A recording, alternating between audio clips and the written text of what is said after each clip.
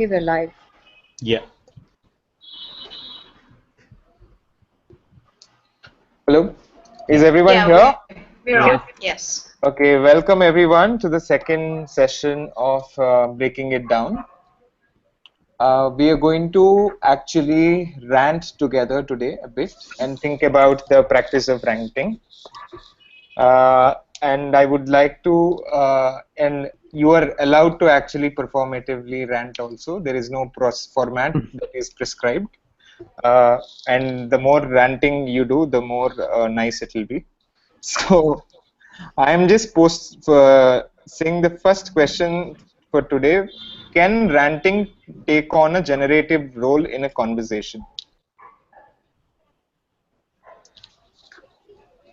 Unless it's more than I imagined, then I don't know actually, because when I think of a rant, I immediately imagine that it's very confrontational and sort of aggressive and fairly one-sided.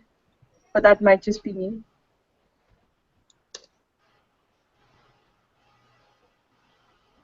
But do you think that if somebody is ranting, they might actually evoke a response within a conversation which they might not have because everybody was too polite?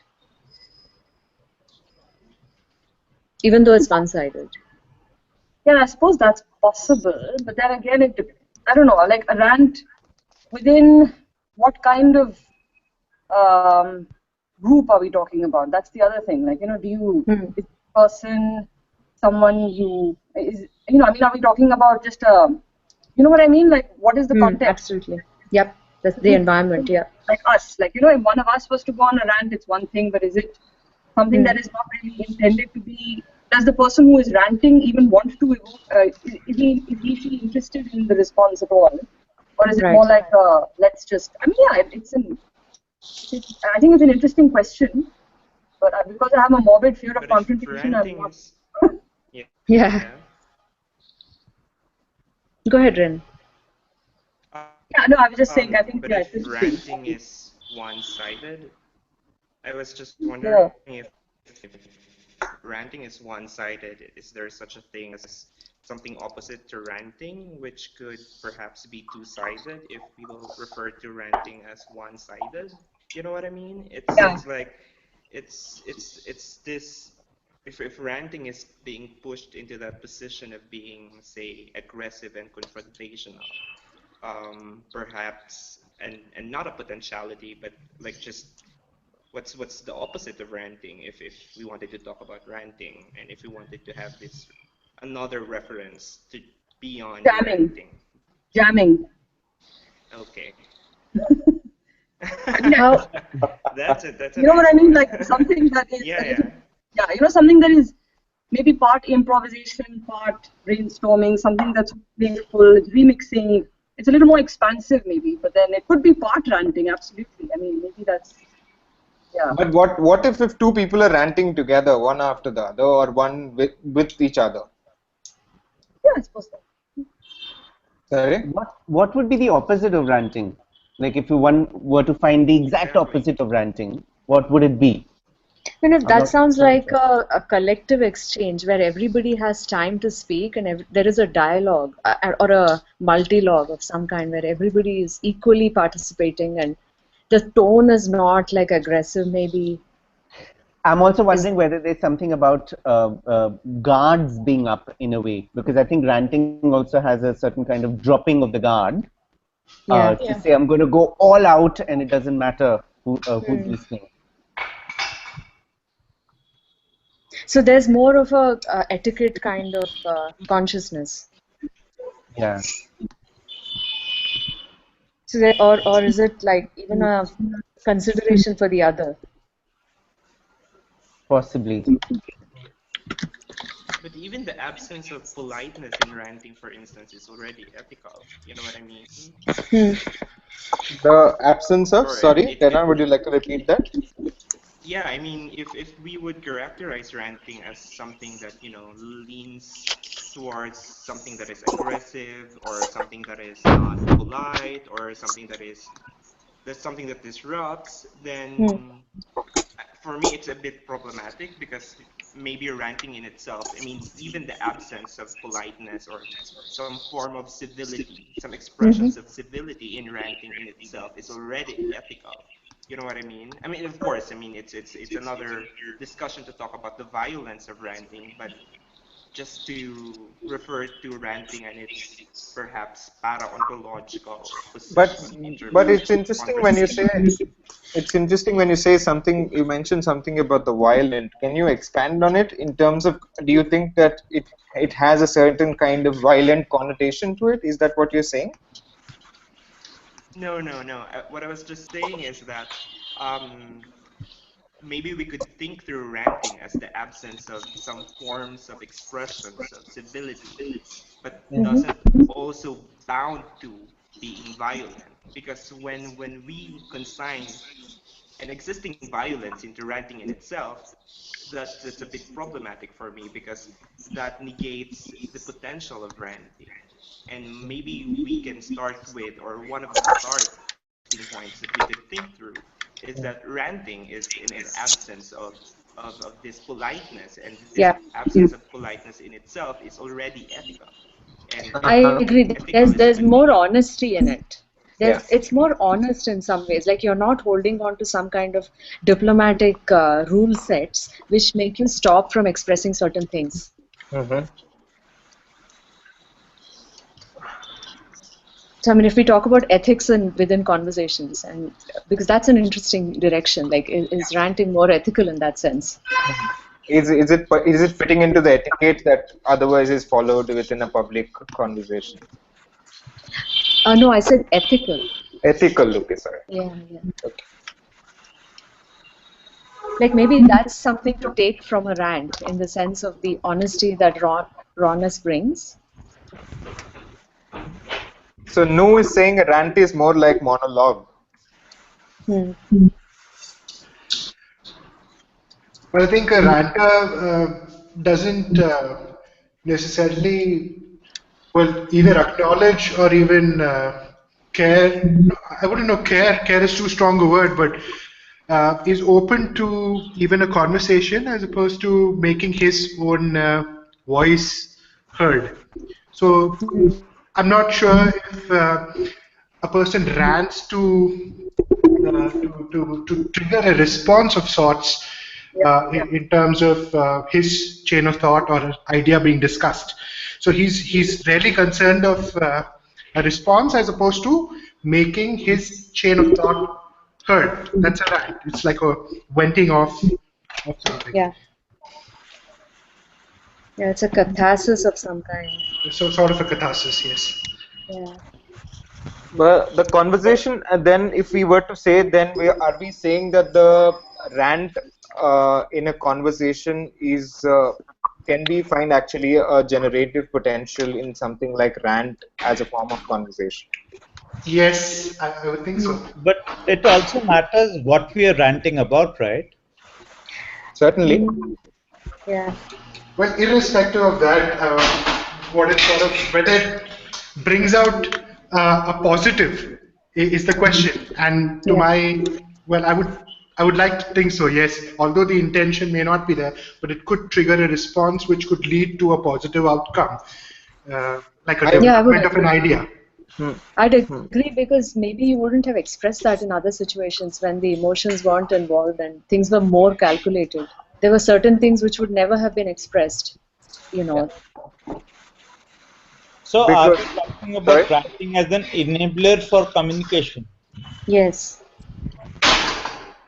But not necessarily so, but it also could be. But are we saying then, just following what has been just discussed, are we saying that then ranting is helping you communicate some things that you otherwise in a normal condition of how we interact in a public space? The one that does not allow is what ranting is allowing. Is that what we are saying? Somewhat, yeah. Because you're letting it let it all hang out. You're saying everything that's, you're not even thinking how you're saying it. You don't care what somebody in front of you is perceiving it as. You're just like letting it loose. So is it possible to be in the ranting mode permanently? If you I did think that, some people do. yeah. Sorry. If it becomes permanent, I mean, if it continuously builds up and it sort of calcifies itself, then it tends to become some sort of a form of moral capital. You know what I mean? Which is something that ranting should not be. It would be as violent as other forms of oppressive speech if that's the case. If we will allow ranting to be something permanent. So I think we have to caution ourselves as well on how we would want ranting to move or to be mobilized. Yes. Because I think that one of the interesting things about ranting is that it works on this short period of time, or Yeah. this kind of temporality, which is like it works on moments rather than Yeah. on this kind of No, but what Satya was just describing ranting as in not caring for what the listener might think, not caring for not even caring for what one might be saying also.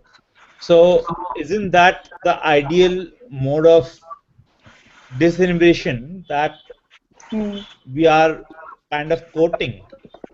Yeah, but then you But don't are need an you? audience for that. You can just keep. I mean, then where is empathy then? Where is any form of desire to engage or to continue? How is dialogue then even a part of this? But Then it But becomes. but if you keep that aside, our if you desire keep to that, engage is what doesn't work in a rant and actually clamps us down. Doesn't work in a rant, you're saying, or it does? Yeah, I mean it doesn't. Like if a ranter wants to engage with the audience, then he won't be ranting anymore. Yeah, but if you're in a So how permanent will you state, have a? what is the point? Like you'll just be, what would, you rant 24/7 without any desire for feedback, then what, I don't know, what is the purpose of that no, kind if of, you keep aside the thing that, if we take only that part of a rant where we are honestly expressing without any filters, so what can we take from a rant, the form of a rant, Yeah. basically? Yeah, it's not about it's to what do we can carry forward from the formal configuration of a rant that we are otherwise so used to. I'm pretty sure we are not aware when we are doing it, but most of us, I'm pretty sure, are ranting all the time. I'm interested in To asking. be in a ranting mode persistently, I don't think gives much room for conversation. Hmm. So you can just Also, be ranting. It's yeah. Sorry. no, also I don't think that we are always in a ranting mood. I mean, it seems to me that the endemic quality of a rant is it's almost like it has the temporal experience of an explosion, right? It's cataclysmic. It has like its temporal relationship is the fact that it appears on the horizon all of a sudden, is filled with great intensity, and is almost like a comet in its like sheer suddenness, intensity, etc. And that is Just what spike. is that there is a certain order of things in any particular given field, and a rant comes and is able to destabilize it. So a rant could very well, of course, be misogynistic and regressive in various ways, but what it does is that it momentarily shakes up and destabilizes the generic codes in that particular field, and to that extent any temporal order that changes the foundational or the existing temporal order of a field would be generative. But apart from this, there is nothing semantically, generative about a rant. It's just that the suddenness of it, the shakiness of it is what is generative. So it's more like a formal. What do you mean, I'm sorry, by semantic? I mean that it's not so much about the content of the rant, because the rant could well be extremely regressive in its political content. It could be anything, right? But the fact that the rant suddenly comes, so if there is a field with specific rules, sets, and orders, and a certain temporal sort of structure to it, a rant is like an explosion. It's cataclysmic, right? So somebody suddenly comes and says something, and it is the form of it, which is that it's sudden, that it shakes things up, that it introduces and inaugurates a new kind of intensity and energy is what is generative in it. So what I'm trying to say is that it's the form that seems to me generative, rather than. So you're saying So you're saying then the content, the performative quality of the rant is what is generative. That is also generative. I mean, Yeah. the Yes, content and the form are both generative. Could be. No, See, the thing is, there is destabilization.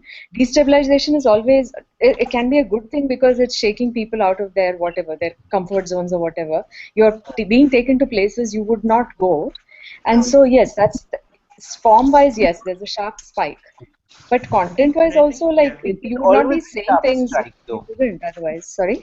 I'm wondering whether it's always a sharp strike, because there's also this idea of a consistent rant.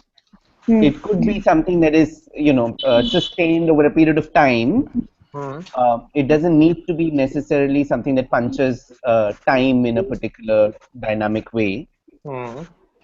There is also something that can How fill would up it time be? over. How would it be continuous? Like you're saying that I'm trying to visualize that. Like what is a yeah, can you continuous? I'm can you just give wondering if a one bit of of us a broke into a rant now Hmm. and continued till the end of the hour and just went on a rant, and I'm wondering whether, Hmm. as Yeah, as a physical example, what would that Hmm. be generative in nature? no, but the benefit of online space is that if either of us Yeah. does it, then you can just mute us and kick Shut us it out off. of the conversation.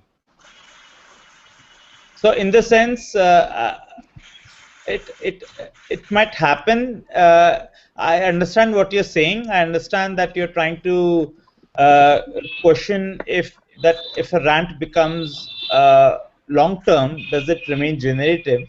Mm. Hmm. But I think uh, I would question the use of the word generative here in this context, because if we are saying that we want the content creator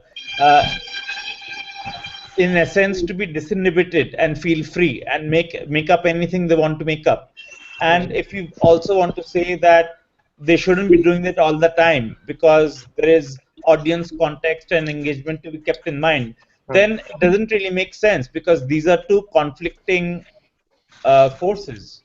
Okay. But So I I suppose was it should be a controlled explosion. no, if it's a control explosion, then it's not a rat, no?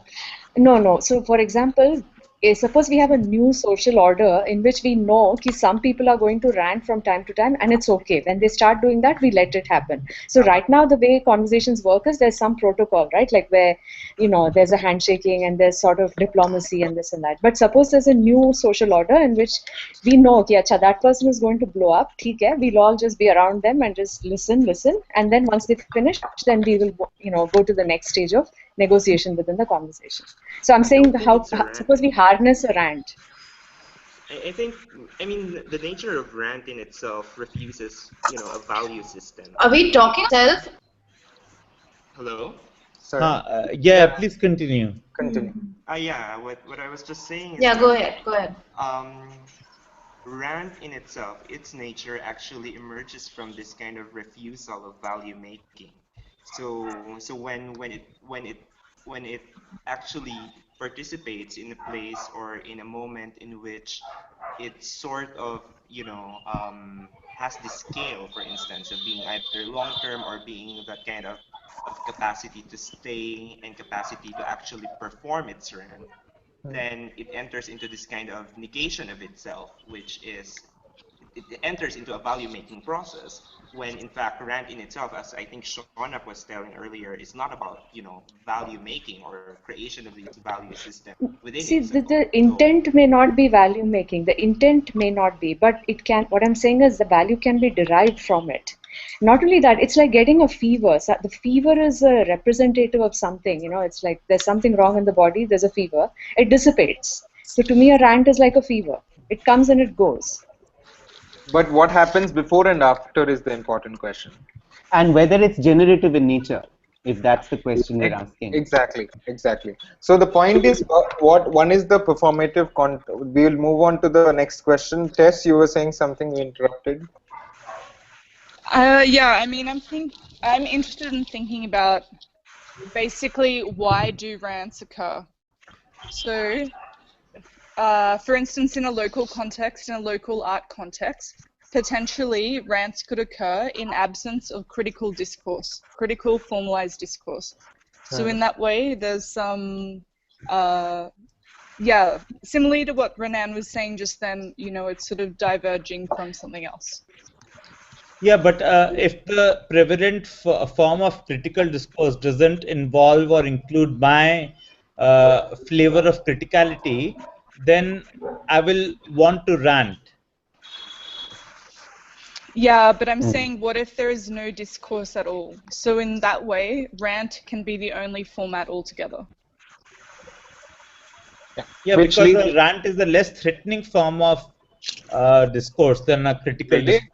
I thought rant is quite damaging. It can be both. It can be both cathartic, and it can have, in terms of the content that it generates, could also be quite damaging.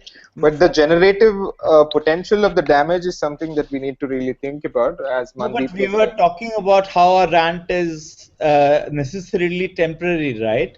So, so no matter what it holds in its content, if it's going to get over anyway, then it's not so damaging as maybe a text or as something something which is less of a rant and more of a form. But there's something very visceral about being ranted at, as against reading something. You know what I mean? So I don't know. I feel like the damage will probably be far longer. It's something that you'll probably remember and keep in your. I don't know. That's, you know, like it's something that you are physically in the presence of, and that kind of stuff is, I don't know, I think it can be damaging. It's traumatic. There's a trauma involved.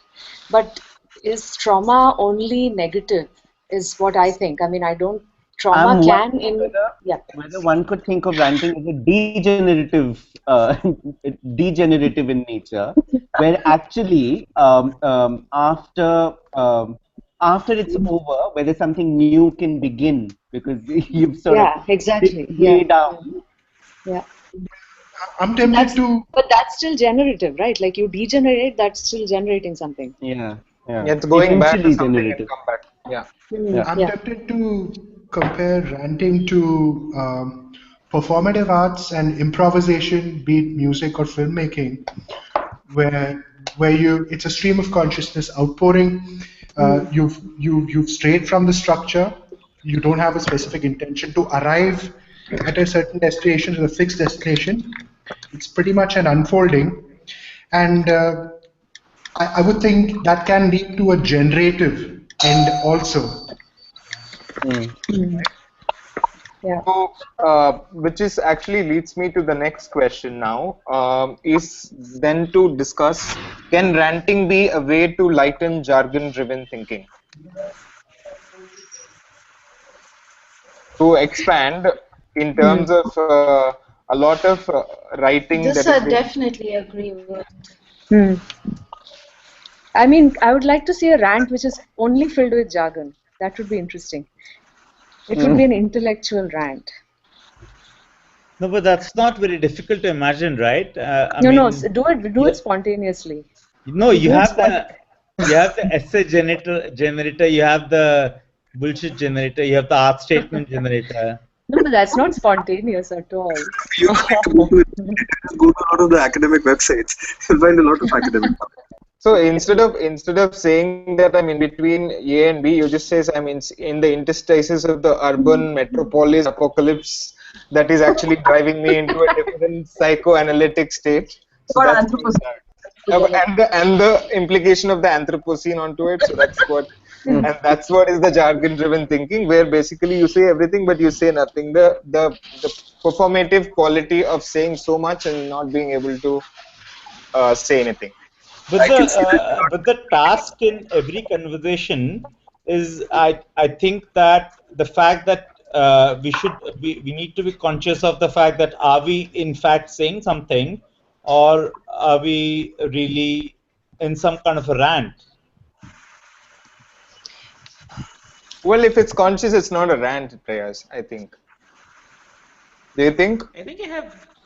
Sorry. I think when you say jargon-filled language, you're also, I think, hinting towards a sort of language which uses, where there is a sort of disingenuous use of theory or language which is mobilized in a way that is not required, right? And the fact that a rant is spontaneous and impulsive and like completely spur of the moment, therefore cuts through that kind of a haze of theory. And so, I mean, is that how you meant is that how you use the word jargon? Yes. Yeah, and also the way a rant disregards has a disregard for social, what others in the sense might think about you, and the conventional social interaction is more conscious.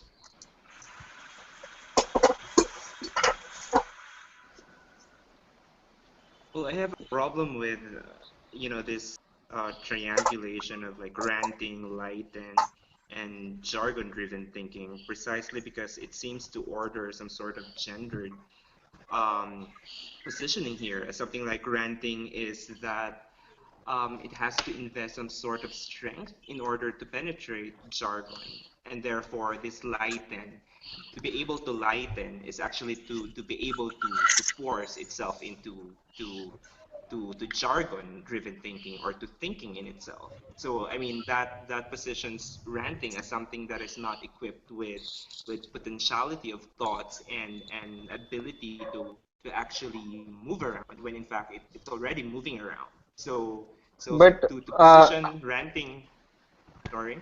no, I get what you're saying. That's actually a good point. But what we are trying to say, Renan, I think, is to say whether ranting as a form. Here we are looking at ranting as a purely performative form. So whether the performative structure of a rant can help us, because I'm saying, when I say us, it's about a lot of us who are implicated in this economy of jargon-driven thinking in multiple ways. Of course, some less, some more. But in the way, then can the performative aspect? I'm just looking at ranting as form rather than the ranting as by itself. Can help us try to lighten and find new ways of thinking about the existing discursive practice that is there. I think ranting as a form in itself could could do these little pirouettes with the discursive sphere of jargon.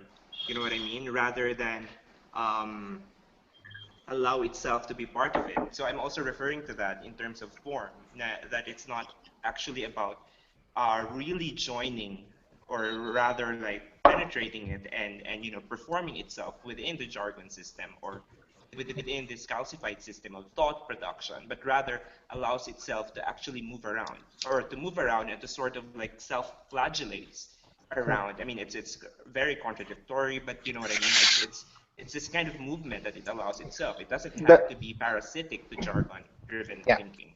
Yeah, but I think I don't mean actually as a substitute. It's a relationship between how would you, for example, if I were a curator working in an institution, I would say, oh, the world is such a complicated structure, and these practices are trying to speak to this particular aspect of the world, etc., etc. If I was actually trying to rant, oh man, everyone in the world is fucked, we should just do something that we can at least think about the world differently, or like say, let's just have some fun, we don't really care about the world. So it is, I meant to say, sorry to be too performative, but to think about, if it's not either or, it's not the ranting or the jargon driven. I want to say, since we have talked about the disruptive potential of rant, if suddenly we are in a situation where actually everybody is ranting, of course, off the seminar, symposium, and the exhibition circuits, mostly people are ranting about something or the other in a kind of a disagreement. That's why I bring in the word generative, because sometimes rants are disagreements to an existing structure or an existing idea that is dominant and circulates in front of us, and we have disagreements. And in a way, when you don't have a forum to actually post that disagreement, you might actually rant with your peers or colleagues, which is actually we are doing at the moment in some way. No? Here I see it as a way of some sort of a shift in vocabulary in this particular question, because the way I look at ranting, and I'm kind of comparing it with how one approaches writing and how one approaches speaking. And sometimes the words you choose when you are writing something are going to be different from just explaining the same thing to somebody when you're just having a conversation with them. And sometimes the conversation can be lighter, and the way you articulate things can be in a simpler way than how you would like to construct it in text when you write. And in that sense, I do think that ranting as a form can help with shifting that vocabulary a little bit. But I don't necessarily think you're going to be saying anything very different. I think how you say it that is going to be different. But it's, I was just thinking about what you just said, Aditya, and then it makes me think also that so much of this drives on the idea of value, in the sense that, you know, maybe so much of the jargon and the sort of the language that all of us have to deal with is also because there's this sense that we have to make more of this, because by itself it's not enough. You know what I mean? And maybe it's interesting to think about the rant as cutting through that and saying, well, actually, you know, you don't have to. You know, I don't know. I'm thinking through this. You know what I mean, right? Like. Yeah. A work that actually, let's say, for example, coming from the point of an artist, you made a work and you have a clear idea of what it was, what it meant to do, and then it becomes, in the theory, in the jargon, something more because it somehow needs to be, you know, tethered to all these other larger, bigger issues, and which is not a wrong. I'm not saying that's necessarily not wrong approach. It's interesting to think about value, and you know how maybe we feel that the obligation or the need to constantly say that no, but this is important, you know, and this is why we have to say, because otherwise there will be art, or you know, maybe practice gets, you know, it's not. But this is also this is just to go back to this, also the conversation that, you know, if you remember, we were having about the Anthropocene. Yeah. And the difficulty of being associated at the same time being distanced with it, in the sense of like to be able to, whether we don't have a different sense of engaging with something that works between the intersection of the nature and culture, because Anthropocene becomes one of the central framework, and you try to actually extend that and at the same time try to fit in, which is what we were thinking. And then it is perhaps a limiting approach. Yeah, and then it becomes part of an agenda that maybe, you know, agenda-driven. I mean, you know, that becomes something that has to be thought about very carefully, whether what the agenda is and whether how things like this become mobilized and instrumentalized. You know. Yeah. But I think we have to return to. Sorry, go ahead. Oh, sorry. I just have to quickly say something about ranting. Ranting, as we have to return to its one of its basic actually form, which is actually to call out something or to call out someone out. And it's something that I wanted to return precisely because the kind of rant that we're talking about, or the kind of rant that we envision within the arts or culture, is already actually sanitized. So that sometimes actually disengages us to what you're saying about as a form that could perhaps, so for instance, in a forum or in a conference in which you end up actually ranting with your peers. Precisely because the notion of rant, that arts and its tradition of, you know, false criticality and false reflexivity is still connected to the idea of the modernist neoliberal notion of dialogue, which is always safe. But if we really return to the notion of rant as something that it's calling out, I mean, we can really rant during conferences, or we can actually really rant in paper, and that's one. And what's the form of this? It's actually to call out someone or something as, hey, that's not true, that's wrong, that doesn't really apply to our context, or that's not really happening in real life.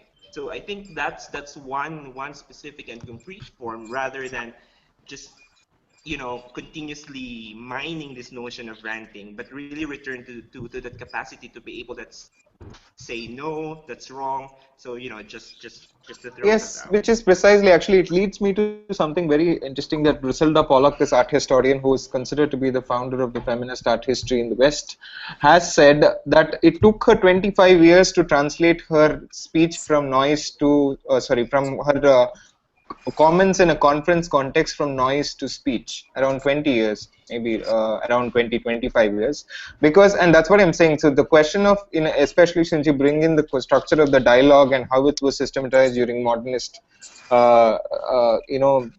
structures when they were invented, is the fact that whether rant then becomes the noise, right? The rant becomes the noise, and what would be the possibility of something being understood as noise, something being understood as speech?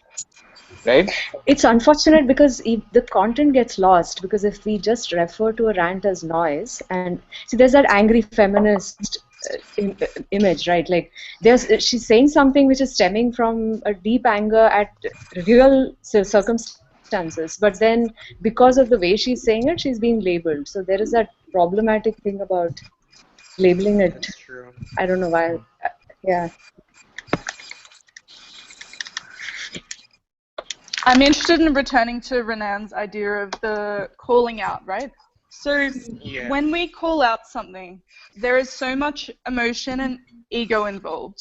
So is it the case of when we're thinking about the politics of language, it's all about intention? So if you're ranting, ego is activated, therefore your typical language that you usually embody is destabilized. So, you know, do you guys isn't something about that? wait, is ego enabled or disabled? Because see, ego, I understand that, okay, it's a self-centric way of expressing something. There is ego in that I agree. But when it's really coming out, I don't know. Well, there's a different intention and ego interweaving at this stage. So what I'm saying is basically, if you have the ego and intention to want to reach a wider audience, you are going to destabilize the usual industry-related jargon that you usually use. So, for example, I could be ranting to my mum about a really shit conference I go to because I want to have her on side of my calling out of this conference. Therefore, I destabilize my language to reach a wider audience. Right. So maybe this is a potentiality of ranting. No, but I don't agree with your with your modeling of the ego as something which is, you know, involved in this process, because I don't believe it's. I mean, if you look at it very elementally, the ego is actually something which is involved in such a deep form in our conscious experience itself. I mean, it's not that we can talk about the ego actually. No, but I think the whole idea is if we're talking about a rant as something that's really impromptu and we don't think about it, therefore the subconscious and the ego are activated. Sorry to interrupt, there's a lot of echo. Yeah. Sorry about that. Ego or echo? Okay. Echo. Both. Sorry, that was a South Indian way of saying echo. Sorry, I'm just trolling you. Thanks for trolling. I think it's gone. Yeah, it's gone. So, shall we move to the online? Oh, that's okay. Shall we move to the online from the meet space, as Shaunak was referring to it yesterday? Wasn't that the term you used? Yes. So you see all these people ranting online, right? And how is it different? What's the difference between ranting in meet space and ranting online? Is that specific to me? Yeah, I was just wondering, Shaunak, if you had any thoughts. Yeah. So I mean, if I can just shift the term from ranting to trolling. I mean, or is that a separate question, Mopi? No problem. You can diversify. Right. So, I mean, within the online context, I think there is a sort of distinctive experience that we've all seen in the last few years. The fact that our experience of the cyberspace is that we physically don't see the other person, like in meet space, and also are often working within the conditions of anonymity. And so I'm very interested in questions around cruelty. You know, cruelty being defined as any kind of consciously foreseeable harm or hurt caused to somebody else without a direct incentive attached to it. Now, I'm very interested in, of course, the different forms of trolling, right? So there's the kind of Rick-rolling sort of trolling, wherein another video suddenly pops up when you're searching for something, or there's a thug-like sort of video. These are just small gestures mined from everyday life where somebody does something flamboyant, etc. My interest within trolling are actually moments like, I don't know if you guys are familiar with this thing called RIP trolling. RIP trolling is this thing where individuals randomly find unfortunate deaths caused by accidents or freakish deaths, say death of a child that's happened anywhere in the world, and suddenly an online community of trolls, right, like bombard the family, the grieving family, within days of it, and send either pornographic material or extremely vile, disturbing material, and a large part of it is also like ranting against processes of mourning, about how they claim this to be as either pretentious or something. And I'm extremely interested in what causes people to be like this with people they've never met. And clearly, the fact of the internet, I think, is central to this new kind of tooling. Yeah, there is that distance, right? There's a distance from the other person. There is no view or feedback of how the other person's facial features or whatever, how are they responding emotionally. I refer to this as, so we have things like oxytocin, for example, which is in the neocortex cortex only yielded when we see somebody else. Our mirror neurons get activated. There is a kind of biological predicate to this as well, of course. But I remember this remarkable moment that I recently saw in a documentary that I've been riveted by ever since, wherein basically the documentary filmmaker has been following this one troll who, for the last year and a half, has been trolling this mother in the UK who lost her child in an accident. Yeah, and he kept on sending her messages, Photoshop messages of the girl going on saying, "Mummy, will you help me? It's very hot." Really wild. God, crazy. And now what the documentary filmmaker does is that he calls the two of them, unbeknownst to each other, he calls the two of them to the same McDonald's. Yeah. Now, both the troll and the trollee don't know that the other person is there. And the mother, of course, doesn't even know who the troll is. So the two of them are called at the same time, and the troll, who actually turns out to be a 19-year-old, otherwise completely normal-sounding software student, So he's sitting in the McDonald's eating a burger, and suddenly the woman, the mother, walks in. And that moment is remarkable because he looks at the mother for literally for 10 seconds and starts weeping copiously. Yeah. Because there's clearly some sort of a social contract that the internet in itself actions, the internet in itself inaugurates, which allows us to completely suspend our social, political, and biological codes. Absolutely. I don't mean to moralize this. No, but Shaunak, in kind of referring to this intelligence, in this form of intelligence, which is based on sight or touch, what you are also doing then is you're dismissing, you're again bringing in the fraction of the virtual and the real, which is exactly what you said when you at the onset that you don't want to create. No, I am utterly not. What I'm trying to say is that there are certain conditions that anonymity engenders. Let's think of a brief history of acts of unprovoked cruelty. Okay, so time and again you will see that even within different kinds of historical conditions, most wars, be it in tribal settings or any kind, most wars involved the people going into war putting paint on their faces. Or, for example, if you look at the history of psychology within acts of cruelty, say the Stanford prison experiment, the first thing that they do is to remove the names and give the prisoners numbers and give the officers just the names of corrective officers so and so, and remove. There is an absolution of the self. There is an erasure of the self, which is central to this kind of behavior. I have to be able to step out of the pale of myself, be able to behave in a certain way. Why is it that, in so many things, the minute, or say, what's the thing? Golden. Anyway, what I'm trying to say is that why the word generative for me was really interesting is that trolling, of course, inaugurates a sort of generative thing, but is also a product of a new kind of generative space, which is the space of anonymity, which is the space of a removal of or erasure of the self, which could be a physical, biological, and it could be a virtual. I'm not drawing the schism between the two. I just think that we should recognize the fact that virtual experience today is a regime shift from what it was earlier, and there are certain fallouts. I don't think anyone is really contesting that. No.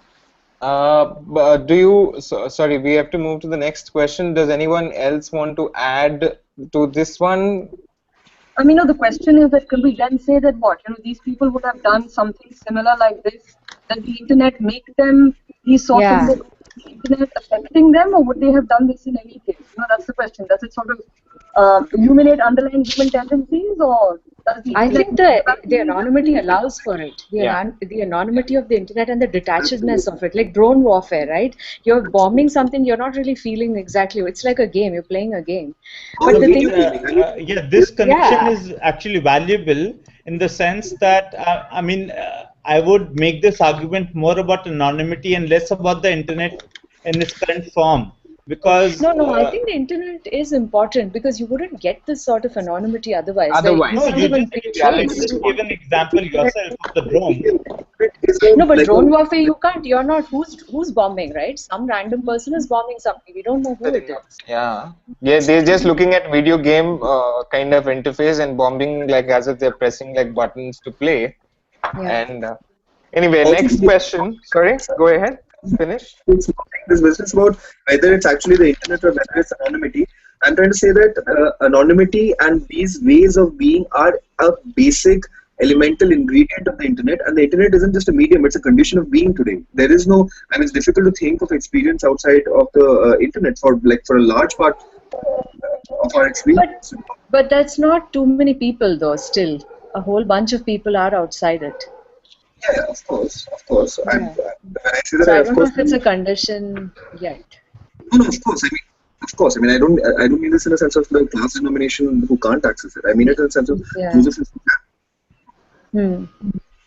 So the third question for today is a performative one, actually. So it's asking you very directly, what do you want to rant about today?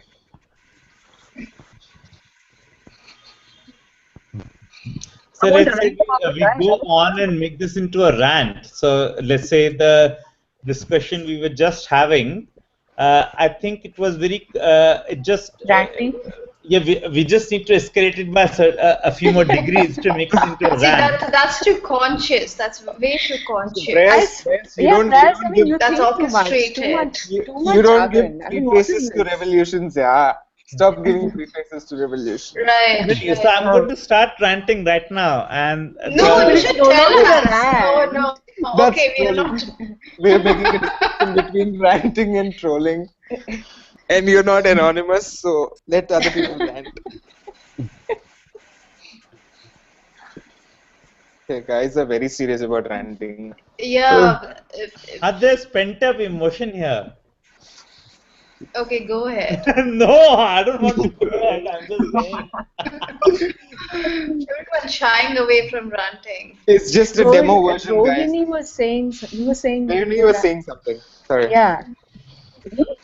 You were saying something about wanting to rant about some guy or something? After what the story I just heard, I want to rant about that bastard 19-year-old man. What happened to him? Yeah. That's what I want to rant about. The sheer number of people who are in this. If you see online communities like 9chan, where we are talking about 50 million users, this is a systematized thing. It's not a small. It's like a widespread epiphenomenon. So in that sense, that's the analogy for what Prayas was earlier in the beginning talking about. What if everybody is ranting at the same time? So in that sense, like on 9chan, 4chan, there are all these people at each other's throats. Yeah, but the thing with the trolling though is against the rant is there's nothing generative about that. I don't see how. I mean, like you're not at all trying to do anything except be cruel and sadistic and awful. But you're passing your time. You're enjoying yourself. That's generative. That's generative. At whose cost? Exactly. I mean, it's a psychopathic thing to do, but there is some pleasure for a psychopath. Ranting is seen as a mode of content creation. So only if you're going to take it as some mode of production. If you're going to take it to, what is production? I have a question for you. So I saw an episode of one of these shows, I think the Newsroom or something, where to even become part of a community of the trolls, this may be wrong, okay, it was just one episode, but you have to actually prove that you can cause complete chaos in one of these forums, right? So people take this very seriously, right? I didn't think there was any entry certificate for trolling. Anybody can be a troll. Yeah. I don't know what this was specific to. For coordinated groups, right? Like anonymous. Acha, And acha, acha, that way. a Acha, challenge sorry. for Okay, for yeah. hacking Got something. it, got it. Okay, If okay, I may got it. just, Yeah. but there is also, apart from all of this, an extremely organized. Going is right.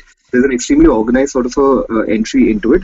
I'm actually currently writing a film on trolling, which is I'm on some of these groups. So they want evidence. They want hard proof of you having been on a community on a and basically you have to prove your potential as a virus, of completely destabilizing and like completely like running aground the discussion that is happening.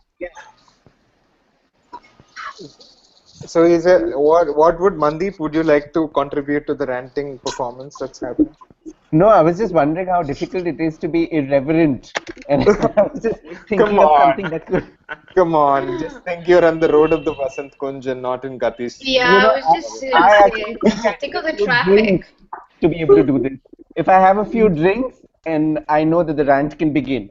You should exactly. One drink is enough. I'm sure. Yeah, I think so.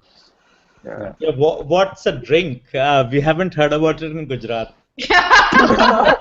Oh, I had ice cream Beginning for of a lunch rant. today, and the ice cream was alcohol ice cream.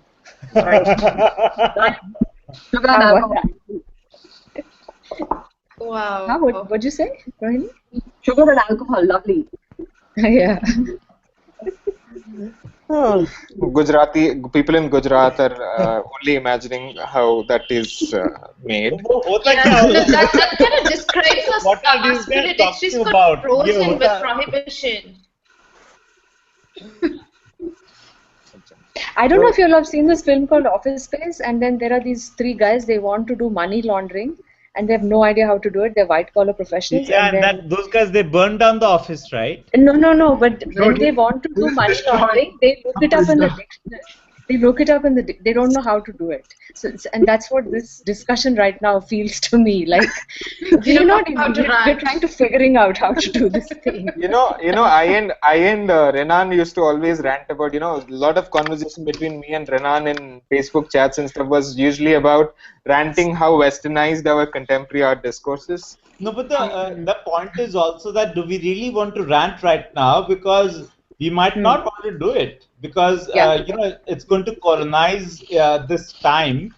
Yeah. And your time is valuable. Yeah, exactly. Also, I mean, this sort of a discussion is extreme, like militates against anything that one feels around a rant, because I know that a rant immediately sort of exposes a baser self of myself. I lose control. And right now I don't know the people involved. I want to very heavily curate the self of I want to manage the self of. So if we were all anonymous at this point, totally, then that read my mind. Yeah, we are all at least Surfatial is right now. Yeah, exactly. Three of us. Yeah, we also need to have a voice transformer. वो could Thanks for the tip.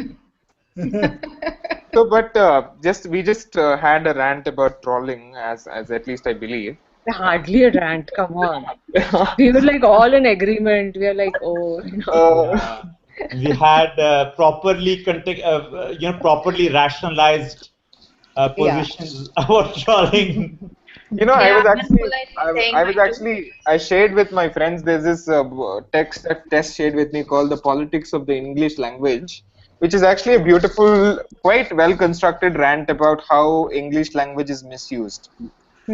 And there's this beautiful paragraph in that which talks about art criticism and mentions the words that it uses, and then says, for example, disciplines like art criticism use these words that often don't actually mean anything.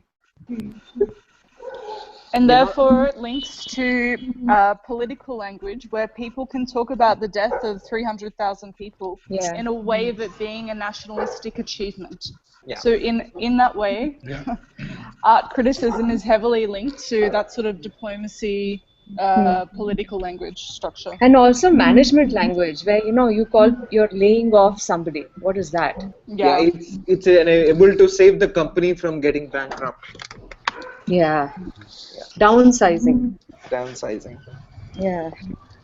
So it's the guy who started the war. 10 years later, says that, oh, I think it was a not a appropriate decision at that time. Sorry, it like you have killed like 150,000 people in the process. Yeah, and that's collateral damage. Yeah, exactly. I actually suddenly thought that the one thing I want to rant about is the rating of artists that Oh, the Yeah, it's gambling. already done. We already done. that's going to be a mouthful. I feel like I can spend some time on that one. Go ahead, Mandeep. Come on. No. Yeah, I we'd like think to it's hear it. No, no, we want to hear it. You can't, you 7:59. can't, It's you can't, 7:59. you can't say and not say. Come on, you can do it. No, I've forgotten that word that you have for Oh, we for could the emerging one. There's a Yeah, very the waiting, the emerging. waiting, promising, and outstanding. Outstanding, right? I Yeah. love this choice of word, waiting. Waiting for Waiting what? is actually fundamentally, it's very insightful. Waiting Waiting is for like all we Gaumata. do. Huh. I think waiting in the wings. You know, you can't yet get Ah, up on stage. You're waiting in the wings. yeah, waiting, Yeah, that at the point that I think somebody was also looking at the factor that waiting and rating actually rhyme together. Did you make it this up just now, or it was always there? नहीं हम लोग का था वो joke, मतलब we Huh. were looking at rating and waiting. Uh-huh. Oh dear. Hmm. So Shaunak, yes, and New was very silent in during the ranting process, even though he was saying, let's turn it up a yeah, notch." right. I was just merely encouraging you guys to. That was no, but it's actually important because I think it eases the what do you say, the compulsion of making sense in everything you say, and at the same time say something without necessarily sounding intellectual, or the one of the biggest tragedies of academia is that it only teaches you how to say things intellectually, not always making any sense. And it's also like negating a whole section of the humanity, which is if you want to keep your emotions out of it, you're actually not involving your whole being, really. Exactly, and that's the I think the and if you say that it's not it's a conflict, but a lot of people are not uh, ready to accept that conflict or address that conflict.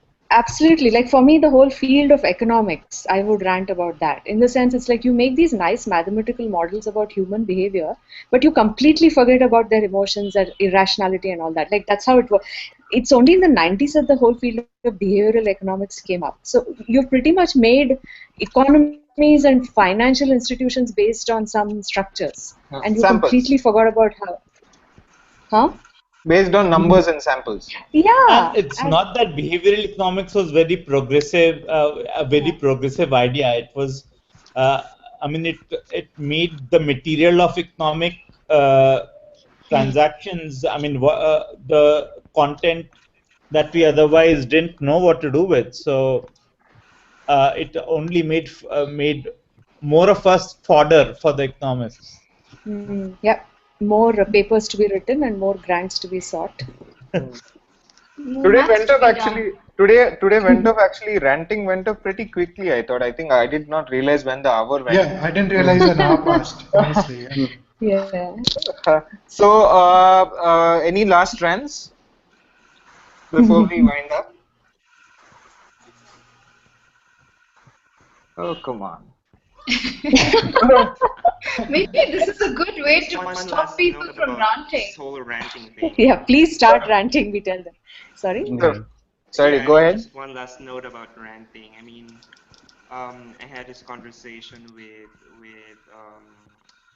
Marte Peran, who's working on a lot of translation of fatigue and exhaustion, and he said something really interesting about how we don't see monologue as a form of silence. And I think it's one thing that I wanted to bring into this conversation as a way to end it.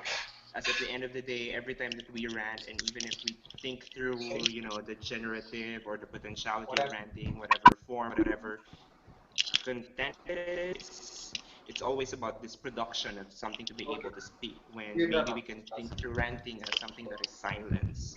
So being able to be silent. You got back again. Okay. Sorry, I vanished.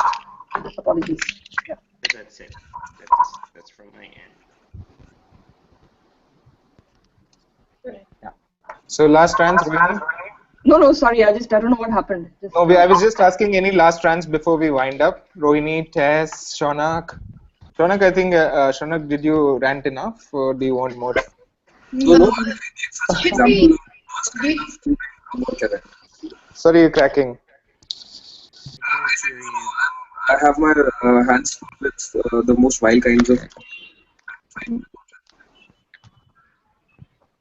Okay. We can't hear him. We can't hear you. He said he's had enough experience of ranters while being on the forums as he's doing his research for his new film. This is something he said. That sounds good. Okay, thank you everyone. Do we have few more minutes or are we? We're done. We're done. Yeah. I hope to see you tomorrow for a new session. Of course, a new conversation. Thank you everyone for joining. Thank you. Thanks.